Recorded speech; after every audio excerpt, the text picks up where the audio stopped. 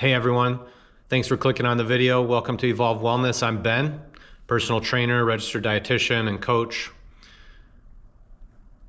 Have you ever felt stuck knowing that you need to lose weight, but you're just not sure where to start? I think many of us, right, have tried before and life got in the way, or you felt overwhelmed by all the diet and exercise information out there. If that sounds familiar, you're not alone. Today, we're going to talk about why it's so hard to take that first step and how to finally break through that barrier or those barriers to get going. So in this video today, I'm going to introduce to you guys a couple of people. We're going to call them Mark and Lisa, right? They're both struggling with their weight and health, and they know that they need to get started, right? You'll probably relate to their stories because they face some of the same challenges that we all face. And this is going to be a series of videos. So in this series, we're going to follow Mark and Lisa on their journey to losing weight and being healthier, and moving toward a healthier lifestyle.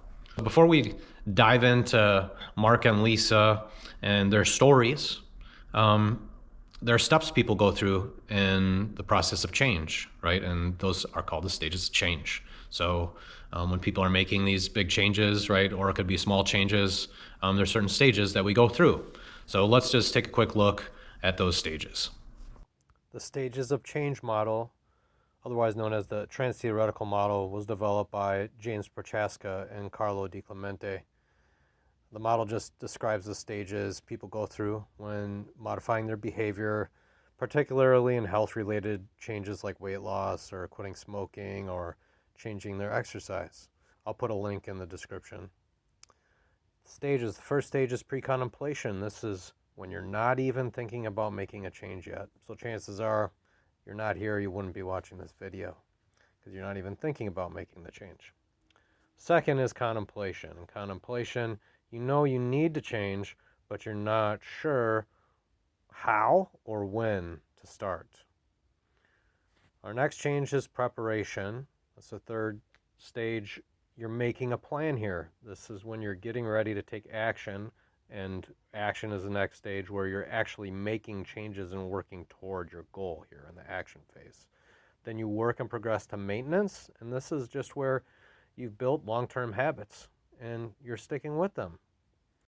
Mark and Lisa, right, they're going to be in that contemplation stage, right? They know that they need to lose weight for their health, but they're stuck. They feel stuck.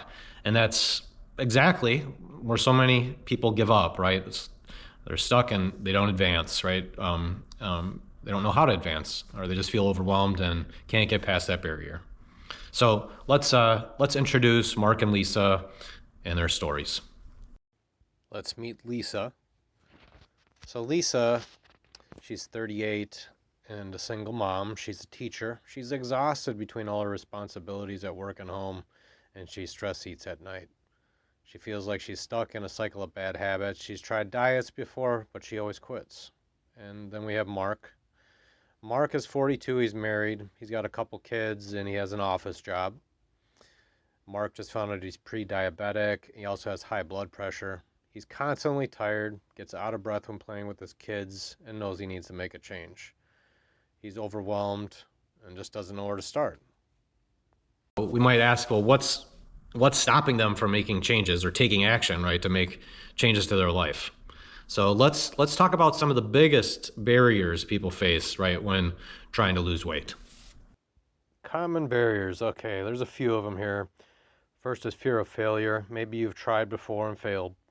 So you're afraid to try again, but failure isn't the end, guys. It's just part of the learning process. Second one is all or nothing thinking. A lot of people think they just have to go all in and completely change overnight, go to the gym 5 days a week, but that kind of approach is almost never lasts. Then time and convenience, right? Between work, family, all our other responsibilities, it can feel impossible to prioritize your health, but small manageable changes, believe it or not, can fit even into the busiest of schedules, guys. And then we have emotional eating and stress. Food is always comforting, and when it's stressful, It's easy to reach for snacks without thinking, but learning to manage stress in healthier ways is key to long term success. So Mark and Lisa, right? They're dealing with all of these challenges, but the good news is that these challenges are not impossible to overcome. So how do we get from just thinking about it to actually making a change and doing it? So the key is realizing that you don't have to do everything at once. Small, consistent steps are the key, right, that lead to real, lasting results. So for Mark, right, that might mean for him swapping out soda for water, right, and maybe taking a short walk with his kids after dinner. For Lisa, it could be planning healthy meals in advance, right, so she's not reaching for fast food. These changes, right, might seem small, but they're the first steps in making real, lasting, maintainable results.